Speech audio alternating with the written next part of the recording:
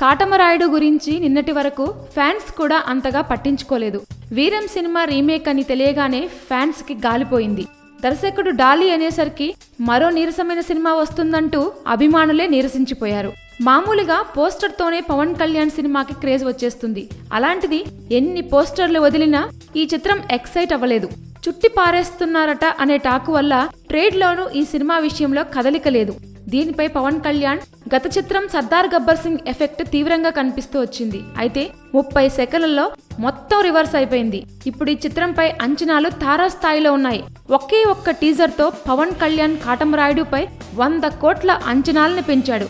చిరంజీవి కొట్టిన 100 కోట్ల షేర్ పవన్ కొట్టడానికి త్రివిక్రమ్ సినిమా వచ్చే వరకు ఆగాల్సిందే అనుకున్నారు. కానీ కాటమరాయుడు టీజర్ చూసి సినిమా అంతా ఇలాగుంటే చాలు 100 కోట్లు ఆఫ్టర్ ఆల్ అనేస్తున్నారు అభిమానులు. పవన్ కళ్యాణ్ స్క్రీన్ ప్రెజెన్స్, కాటమరాయుడుగా తన పవర్ఫుల్ లుక్ చూసి ఫ్యాన్స్ గీరలెక్కిపోతున్నారు.